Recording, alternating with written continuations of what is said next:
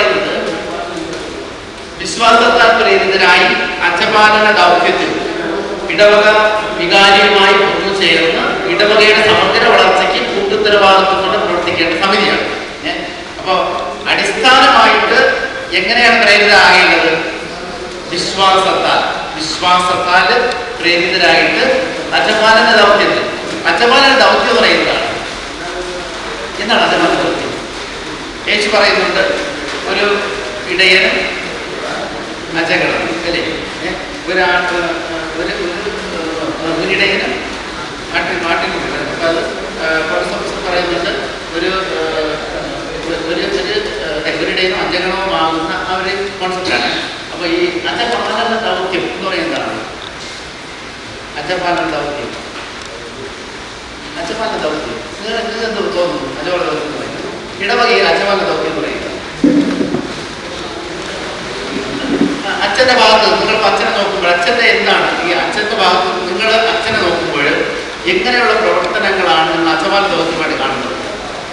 അച്ഛൻ്റെ അതല്ല, അച്ചപാലന ദൗത്യം എന്ന് പറയുന്നത് എന്താണ് കാണുന്നത്? ഇപ്പൊ അച്ഛൻ, ഇപ്പോൾ ഞാനെന്ന വിദ്യാർത്ഥിയാണ്, നിങ്ങളുടെ വികാരിയായിട്ട് വരും. ഇപ്പൊ നിങ്ങൾ എന്നിൽ കാണുന്ന അച്ചപാലന ദൗത്യം എന്താണ് ഉദ്ദേശിക്കുന്നത്?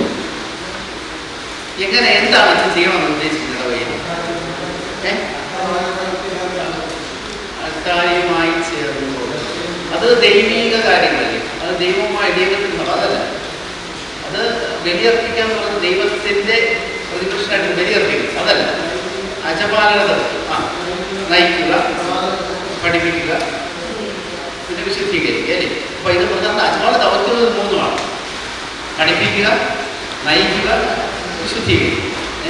ചേട്ടൻ പറഞ്ഞത് വിശുദ്ധീകരിക്കുക എന്നുള്ള ദൗത്യത്തിന്റെ ഭാഗം മാത്രം. ഇത് മൂന്നുമാണ് യഥാർത്ഥത്തിൽ അച്ചപാലന ദൗത്യം എന്ന് പറയുന്നത്. അപ്പൊ ഈ വിശ്വാസ പ്രേരിതരായിട്ട് ഈ ദൗത്യത്തിൽ ഇടവക കാര്യമായിട്ട് ചേർന്ന് ഇടവകയുടെ സമഗ്ര വളർത്തി ഉത്തരവാദിത്വം. ഇതാണ് ഇടവക കൗൺസിലിന്റെ ഉത്തരവാദിത്വം. അപ്പൊ അച്ഛന്റെ പ്രധാനപ്പെട്ട വൈദികൻ ഇടവ വികാരി എന്ന രീതിയിൽ ഇടവകയുടെ ഒരു അപ്പനായിട്ട്, ആത്മീയ ഒരു പിതാവായിട്ട് വരുമ്പോൾ അദ്ദേഹം വിളിക്കപ്പെട്ടിരിക്കുന്നത് ഈ ചീരിമല എന്ന് പറഞ്ഞ പ്രദേശത്ത്, അല്ലെങ്കിൽ ഇവിടെ വേലിക്കോട് എന്ന് പറയുന്ന പ്രദേശം, അവിടെയുള്ള അജഗണം എന്ന് പറയുമ്പോൾ അച്ഛൻ്റെ അജഗണം ആരാണ്?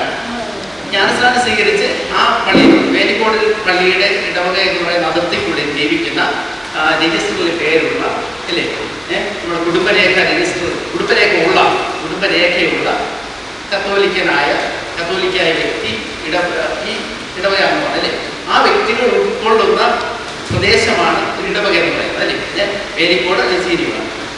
അപ്പോൾ ഈ ഇടയൻ വൈദികനാണ് എങ്കിൽ അജഗണം എന്നുള്ള ആരാണ്? നമ്മളോരോരുത്തർ അല്ലേ, നമ്മളോരോരുത്തർ. അപ്പൊ ഇവിടെ വരുന്നത് ഈ ദൗത്യത്തിൽ പങ്കുചേരുക എന്ന് പറയുമ്പോൾ ഈ ഇടവക വികാരിയുടേതാണ് പ്രാഥമികമായിട്ടും ദൗത്യം. എന്ത്? അവൻ അയക്കപ്പെട്ടിരിക്കുന്ന എന്തിനാണ്? ഈ ടെറിട്ടറിയിലുള്ള അത്രയും ആൾക്കാരെ ഒത്തുചേർത്ത് ഒന്നിച്ച് കൂടെ ചേർത്ത് മുന്നോട്ട് കൊണ്ടുപോകാണ്. എങ്ങോട്ട്? സ്വർഗീയ യാത്രയിൽ, സ്വർഗത്തിലേക്കുള്ള നമ്മുടെ തീർത്ഥാടന യാത്രയിൽ അവരെ ഒന്നിച്ചു കൂട്ടി മുന്നോട്ട് പോവുക എന്നുള്ളതാണ്. മനസ്സിലായി? അതുകൊണ്ടാണ് ആദിമ ക്രൈസ്തവ സമൂഹത്തില് പറയുന്നത് ഇങ്ങനെയാണ്: ഒരിടയനും ഒരാട്ടിനുള്ള വലിയ. അതുകൊണ്ട് തന്നെ പറയുന്നത് ഇങ്ങനെയാണ്: ഒരപ്പത്തിൽ നിന്ന് ഒരപ്പം ഒരപ്പം ഭക്ഷിക്കുന്നവരാണ് അല്ലേ, ഒരപ്പത്തിൽ നിന്ന് ഭക്ഷിക്കുന്നത്. അതാണ് അതിന്റെ കോൺസെപ്റ്റ്. മനസ്സിലായോ? ഒരു ഇടവക സമൂഹം എന്ന് പറയുമ്പോൾ ഇവിടെ അർപ്പിക്കുന്ന ബലി അല്ലേ, അച്ഛൻ മാത്രമാണോ ബലി അർപ്പിക്കുന്നത്? ഇല്ല, നിങ്ങൾ കൂടെ കൂടുകയാണ്. പിടിക്കാം, നിങ്ങൾ കൂടെ കൂടിയാണ് ബലി അർപ്പിക്കുന്നത്. എന്നിട്ട് ആ അപ്പത്തിൽ നിന്നാണ് നമ്മൾ എന്ത് ചെയ്യുന്നത്? ഭക്ഷിക്കും. ഒരേ അപ്പത്തിൽ നിന്ന് ഭക്ഷിക്കും, ഒരേ പാത്രത്തിൽ നിന്ന് പാനം ചെയ്യുകയും ചെയ്യുന്നവരാണ് നമ്മൾ ക്രിസ്ത്യാനി. ചീനിവള ഇടവകയിലുള്ളവരൊക്കെയും വികാരിയുമായിട്ട് ചേർന്ന് ഈ പ്രവർത്തനം നടത്തുക എന്ന് പറഞ്ഞാൽ അതിന്റെ ആത്യന്തികമായിട്ട് അതിന്റെ ശക്തിയുള്ളതാണ് കിട്ടുന്നത് അൾത്താരയിൽ നിന്നാണ്. മനസ്സിലായില്ല? അതാണ് പറഞ്ഞത് വിശ്വാസത്തെ പ്രേരിതരായി. നമ്മുടെ വിശ്വാസം എന്ന് പറയുന്നത് ആരിലാണ്? ആരിലേക്കാണ് നമ്മുടെ വിശ്വാസം കേന്ദ്രീകരിക്കപ്പെട്ടിരിക്കുന്നത്? ക്രിസ്തുവിലാണ് അല്ലേ? ആത്യന്തികമായി ക്രിസ്തുവിലാണ്. അപ്പൊ അതിന്റെ പ്രത്യക്ഷത്തിൽ നടത്തപ്പെടുന്ന ഇടമാണ് നമ്മുടെ ദേവാലയം, പള്ളികൾ എന്ന് പറയുന്നത്. മനസ്സിലായില്ലേ?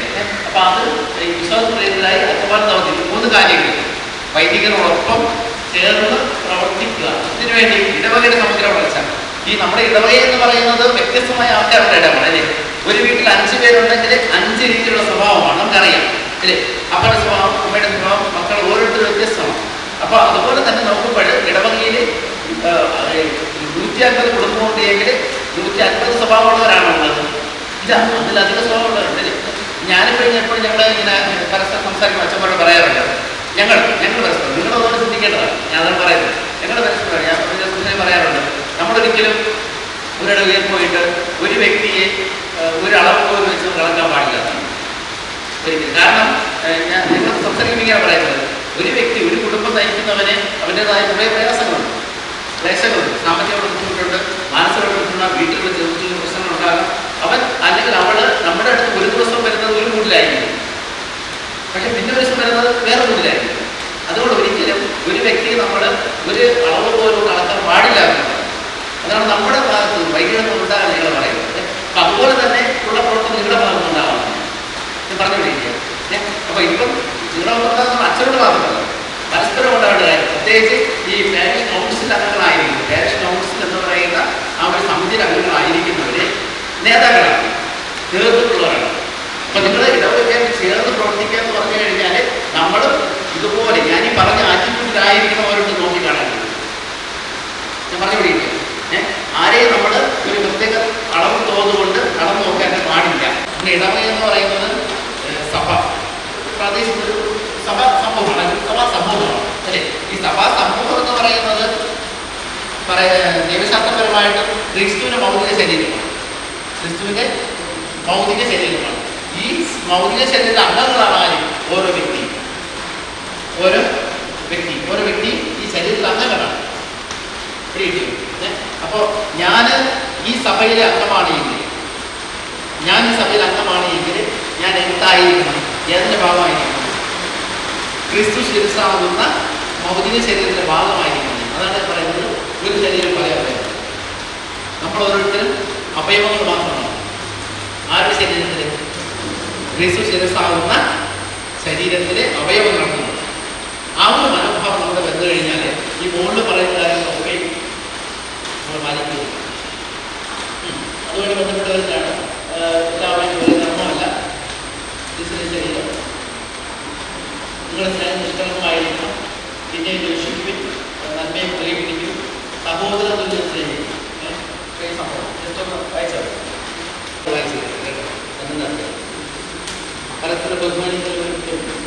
പരസ്പരം ബഹുമാനിക്കുന്ന ഓരോരുത്തരും മുന്നിട്ട് ഞാനിത് ഈ പ്രസംഗത്തിനൊക്കെ പറയുന്ന കാര്യമാണ്. സാധാരണ നമ്മൾ ക്രിസ്തുവിനെ സ്വീകരിച്ചു കഴിയുമ്പോൾ നമ്മൾ ആരായിട്ട് മാറിയാണ്? ക്രിസ്തുവാണ്. പിന്നെ എങ്ങനെയാണ് പരസ്പരം അഭിസംബോധന? എങ്ങനെ അഭിസംബോധനയാണ്? വിശ്വംശയ്ക്ക് നമ്മൾ എത്ര പേരാണ് അങ്ങനെ പരസ്പരം അഭിസംബോധനയാണ്? ബന്ധുപ്രസ്ഥകാർ പരസ്പര അഭിസംബോധനയാണ് പ്രൈസറോടെന്ന് പറയാം അല്ലേ. അപ്പം നമ്മളെങ്ങനെ അഭിസംബോധന ചെയ്യേണ്ടത്? വിശ്വവിജയ സ്വീകരിക്കരുത് അല്ലേ. നമ്മൾ എത്ര പേര് ചെയ്യുന്നുണ്ട്? ഇന്ന് ഞായറാഴ്ച ദിവ്യ ക്രിസ്തുവാണ് സ്വീകരിച്ചിട്ട് പുറത്തിറങ്ങിയിരുന്നത് എത്ര പേർ പരസ്പരം വിശ്വവിജയ സ്വീകരിക്കരുതെന്ന് പറയുന്നത്? അച്ഛനെ കണ്ടാൽ പോലും പറയില്ല. അതാണ് പറയുന്നത്, ഈ പരസ്പരം ബഹുമാനിക്ക് നിങ്ങൾ മുന്നിട്ട് നിൽക്കൂലെന്നാണ്. കാരണം എന്താണ്? ഞാൻ മറ്റൊരു ക്രിസ്തുവാണ്. അപ്പൊ നമുക്ക് അങ്ങനെ ജീവിക്കാൻ പറ്റുള്ളൂ. പരസ്പര സ്നേഹത്തോടെ വളരെ സഹിഷ്ണുതയോടെ ജീവിക്കാൻ പറ്റും, ബഹുമാനത്തോടെ ജീവിക്കാൻ പറ്റുള്ളൂ എന്നാണ്. അത് പറ്റണം. നമുക്ക് എല്ലാവരും പിടിക്കണ്ട. ഈ പാരിഷ് കൗൺസിൽ അംഗങ്ങൾക്ക് ഇതിന് സാധിക്കുന്നുണ്ട്. എങ്കിൽ കുറേ പ്രശ്നങ്ങൾ മാറിയിട്ടുണ്ട്. ഇടവകയെ കൂടുതൽ ബലപ്പെടുത്തുവാനും നല്ല പ്രവർത്തനങ്ങൾ കാഴ്ചവെക്കുവാനും നമ്മൾ എങ്ങനെ നല്ല അജഗണമായിരിക്കണം, ആ അജപാലകന്റെ കൂടെ ആയിട്ടുണ്ട് എന്നുള്ള നല്ല നല്ല കാര്യങ്ങൾ നമുക്ക് പറഞ്ഞു തന്നു. കൂടാതെ അവസാനമായിട്ട് നമ്മുടെ ഇടവക കൗൺസിലിന്റെ യോഗക്രമങ്ങളും അതിന്റെ കാര്യങ്ങളെല്ലാം വളരെ വ്യക്തമായി അച്ഛൻ പറഞ്ഞു തന്നു. അപ്പോസ്തലന്മാരുടെ പ്രവർത്തനങ്ങളും ബാക്കി കാര്യങ്ങളും എല്ലാം അച്ഛൻ പറഞ്ഞു തന്നു. നമ്മുടെ ആദിമസഭയിൽ എല്ലാവരും തങ്ങൾക്കുള്ളതെല്ലാം പൊതുവായി കരുതുകയും അത് അവരുടെ ഇടയിൽ ദാരിദ്ര്യം അനുഭവിച്ചവർ ആരും ഇല്ലായിരുന്നു എന്നാണ് തിരുവഴുത്തിൽ പറഞ്ഞിരിക്കുന്നത്. അപ്പോൾ ആ ഒരു ശൈലിയിൽ നമ്മുടെ ജീവിതങ്ങളെ മുന്നോട്ട് പോകുവാനും നമുക്ക് ഇന്ന് വളരെ മനോഹരമായ രീതിയിൽ നമുക്ക് ക്ലാസ് നയിച്ച സ്നേഹമുള്ള അച്ഛന് എൻ്റെ പേരിലും നമ്മുടെ ക്രിസ്തുരാജ പള്ളിയുടെ പേരിലും വേലിക്കോട് പള്ളിയുടെ പേരിലുമുള്ള നന്ദി രേഖപ്പെടുത്തുന്നു. അതുപോലെ ഇത്രയും നേരം ഇവിടെ വന്ന് സഹകരിച്ച നമ്മുടെ അതിഥികളായെത്തിയ നമ്മുടെ വേലിക്കോട് ഇടവക, നമ്മുടെ മെയിൻ ഇടവക അംഗങ്ങൾക്ക് എൻ്റെ പേരിലും ക്രിസ്തുരാജന്റെ പേരിലുള്ള നന്ദി രേഖപ്പെടുത്തുന്നു. അതുപോലെ ഇത്രയും നേരം ഇരുന്ന ചീനുകളിലെ എല്ലാ ഇടവക കൗൺസിൽ മെമ്പേഴ്സിനും, നമുക്ക് പ്രത്യേകിച്ച് നമ്മുടെ കൗൺസിൽ അംഗവും വീഡിയോഗ്രാഫറും നമ്മുടെ രണ്ടുപേരും ഇവിടെ ഉണ്ട്, അവർക്കും പ്രത്യേകമായി നന്ദി പറയുന്നു.